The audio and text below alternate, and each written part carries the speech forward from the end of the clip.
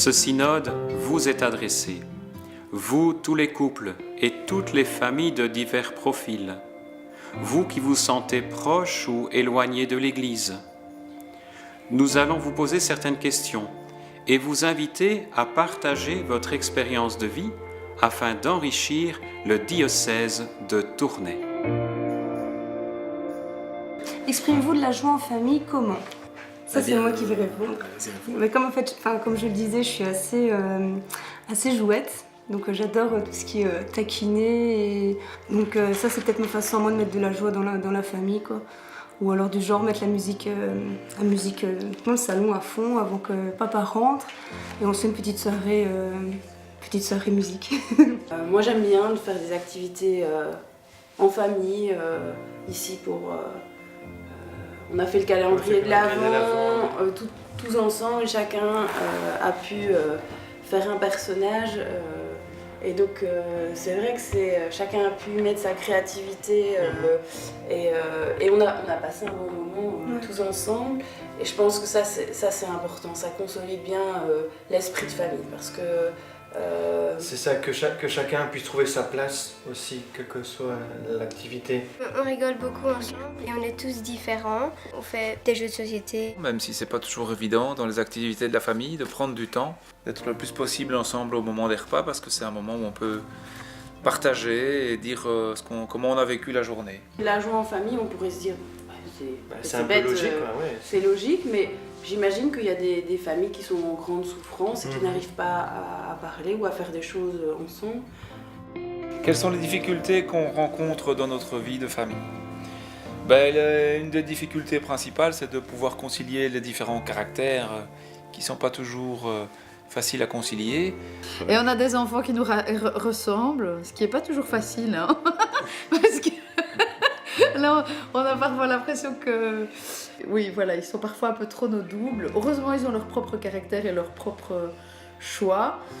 Bon, il peut y avoir des difficultés financières, il peut y avoir des difficultés à l'école, ou des problèmes d'autorité avec des enfants qui deviennent tout doucement adolescents. Il y a parfois des disputes et des portes qui claquent.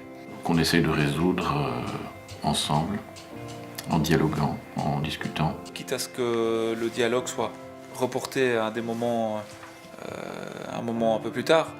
On a toujours été dans une famille où la moitié de la famille était agnostique, voire athée, et l'autre moitié très croyante. Donc ça a toujours été un défi familial de mon côté en tout cas. On pensait que nous savions tout sur ce que c'est que l'amour. On pensait aussi que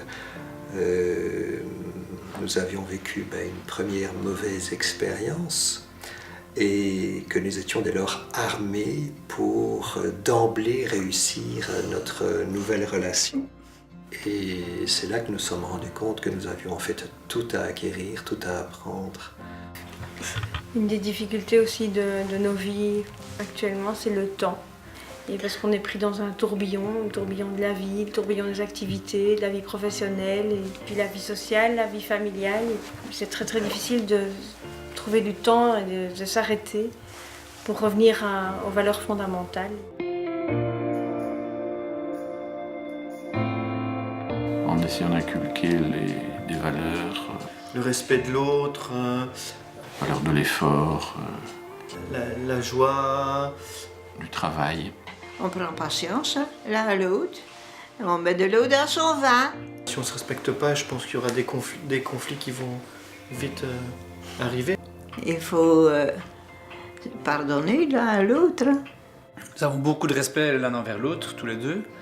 Et nous avons beaucoup de tolérance par rapport à notre vie et par rapport à la vie des autres aussi, donc on ne juge personne. C'est l'amour, c'est l'unité, c'est la foi en l'un à l'autre, la foi en Dieu, et je crois que c'est ça l'important. La place de belle-mère est très difficile. Parce qu'en fait, j'ai l'impression de ne pas avoir cette place-là, donc j'ai pas de place en fait, j'ai cette sensation-là. Donc maintenant, il y a des petits-enfants, c'est un petit peu différent, on dirait qu'on veut bien me donner une place, mais sinon, C'était des années, donc puisque ça fait 10 ans, c'était des années pénibles au niveau de cette construction de famille, c'est vrai. Qu'est-ce qui est difficile? C'est d'être l'aîné. Pourquoi c'est difficile? Parce qu'on a toutes les responsabilités. Et voilà. Les responsabilités. Il faut montrer l'exemple. Ah ouais. Les attentes sont différentes. C'est vrai que Marthe, 13 ans, c'est le début de l'adolescence. Camille encore petite et parfois il faut pouvoir jongler avec... Et ce qui est difficile, je dirais, en tant que parent, c'est d'être autoritaire sans être autoritaire. Pour nous, il y a un point qui est vraiment très important de notre célébration de mariage, c'est notre prière des époux. On l'avait rédigée nous-mêmes et ça nous arrive quelquefois de relire ce texte et de regarder un peu dans notre chemin de vie si nous sommes en adéquation, en continuité par rapport à ce que nous avions écrit. Nous sommes plus 2 dans le mariage, mais nous sommes 3. Il y a Dieu qui est là. Et c'est notre premier secours. C'est lui qui vient nous donner la force. C'est chez lui que nous allons retrouver notre force. Et au-delà de Dieu, Dieu se manifeste comment pour nous aider? C'est qu'il nous a laissé des personnes qui se sont engagées avec nous, comme le prêtre qui nous a mariés, mais aussi la communauté chrétienne. C'est eux qui nous aident. Quand on voit d'autres couples chrétiens qui tiennent dans la longévité, qui ont déjà 20-25 ans de mariage, c'est eux aussi qui sont nos modèles. Pour s'unir ensemble, il faut bien sûr s'aimer. Et puis, il faut prendre beaucoup de patience dans la vie pour savoir arriver à de 65 ans de mariage. Qu'est-ce qui nous freine à participer à l'Eucharistie? Rien. Que faites-vous le dimanche matin? Aller à la messe. Et je suis un vainqueur. Non, on va des fois à la messe. Régulièrement quand même. Oui. On a la chance d'avoir des messes de catéchisme ici. En général, c'est mon métier en primeur parce que souvent, le dimanche matin, c'est déjà le boulot des bêtes. S'il n'y a pas une césarienne l'avant-midi, s'il n'y a pas un contre-temps l'avant-midi. C'est vrai que c'est pas toujours évident d'aller tous les dimanches à la messe. C'est pas parce que, comme je dis, on n'y va pas qu'on n'est pas croyant. On a des enfants encore en bas âge, il y a des études. C'est vrai que le dimanche, c'est peut-être un moment où on peut être enfin à 4. On fait une balade en forêt, on va inviter des gens. Mais les rares fois où on peut peut-être dire de prendre la poudre d'escampette et de partir et pour en profiter. Voilà, on a aussi envie de vivre des moments tout simplement en famille. Le fait d'aller à la messe, c'est une occasion de reprendre son souffle, de respirer. Les semaines sont souvent très chargées. Il y a le travail, il y a les activités des enfants, etc. Et la messe, c'est une heure où on peut penser à autre chose qu'à ça, donc à respirer, à être de nouveau en communion avec l'Église, avec le Seigneur. Donc le dimanche matin, je fais tout sauf aller à la messe, sauf participer à l'Eucharistie. Voilà, moi par contre dans ma famille, on allait vraiment tous les dimanches à la messe, c'était une tradition très ancrée.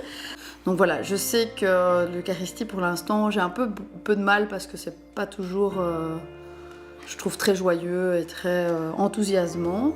Mais c'est important pour moi dans ma vie. Moi j'ai vécu des chouettes choses dans l'église et avec ma foi. Et là pour l'instant, voilà, le passage de flambeau est pas évident. Peut-être aussi parce que j'ai un mari qui est moins impliqué et qui me... Ça, c'est ton affaire, quoi. Même si c'est important de vivre l'Eucharistie, parce que c'est vrai que notre foi, elle se retrouve aussi dans la consécration du pain et le fait de recevoir le Christ en nous. Aujourd'hui, dans la messe du dimanche, il y a moins de place pour les plus petits, pour les enfants. On rencontre quelquefois des difficultés parce que nos enfants ne se sentent plus bien à leur place dans nos paroisses. C'est vrai qu'on est conscient que nos enfants sont privilégiés dans le sens où ils sont aux premières loges lors des célébrations. On a tous les aînés qui sont acolytes et les plus petits sont près de moi pendant que je fais l'animation musicale. Donc ils voient bien l'autel, le prêtre, enfin ils sont vraiment aux premières loges durant la célébration. Donc ils se sentent inclus et accueillis. Maintenant c'est vrai que c'est quelque chose de compliqué pour la plupart des enfants qui arrivent et qui sont assis derrière des adultes. Et c'est vrai qu'en dehors des messes des familles, la messe est difficile d'accès pour un enfant. Si le sens n'est pas expliqué, c'est quelquefois difficile à vivre pour nos enfants. Donc on n'est pas régulier tous les dimanches à aller à la messe. On a peut-être plus envie de viser la qualité, je dirais. Maintenant, est-ce que le fait d'aller tous les dimanches à la messe, ça fait de nous des super chrétiens? J'ai beaucoup de mal à la transmettre à mes enfants, j'avoue. Heureusement, ma maman, qui est beaucoup plus, qui arrive plus à transmettre ces choses-là, arrive avec eux là où j'ai du mal. Mais voilà, je continue en tout cas ce chemin-là, plus ou moins éloigné, plus ou moins proche en fonction de la vie. Et nous essayons de transmettre notre valeur de foi.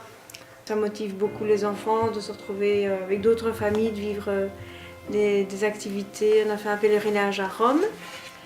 Mais par contre, dans notre quotidien, c'est pas toujours facile de partager ça avec nos enfants. D'apprendre aux enfants à faire la prière. Mais déjà, on est dans une école catholique, alors on a quand même des cours de religion. Mais c'est vraiment rare presque jamais on prie ici à la maison. Mais on se recueille et on fait des veillées. C'est un sujet tabou. Dieu est un sujet tabou. Mais par contre, ce que l'on observe, c'est que nos enfants sont souvent bien plus matures que nous le sommes. C'est vrai que moi je partage quand même facilement avec mon plus jeune ce qu'on peut vivre, ce qu'on peut. Alors il est toujours très interpellé, lui il se dit en tout cas non chrétien, mais en même temps il a une sagesse effectivement que je n'ai pas. Je pense que le mot famille est très varié. Il y a tellement de familles, tellement avec chacune a son histoire. Le synode des familles, je pense que c'est vraiment un bel élan et je pense que enfin l'Église va montrer ce visage, aller rencontrer ces familles dans leur milieu de vie, voir toutes ces familles qui sont en périphérie, qui ont une certaine recherche de sens, mais en même temps, ils ne poussent pas spécialement la porte d'une église, etc.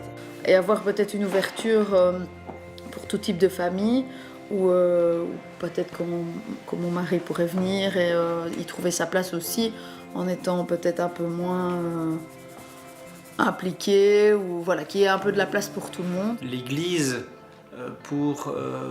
justement par rapport à l'accueil et par rapport au retour des valeurs, devrait être un peu plus ouverte à la diversification, le message de base du Christ. Donc c'était un message de tolérance, un message d'amour, de paix pour chacun et pour le respect des hommes et des femmes, quelles que soient leurs origines, leur sexualité, leurs envies, leurs souhaits. Et de remettre les valeurs au centre du discours.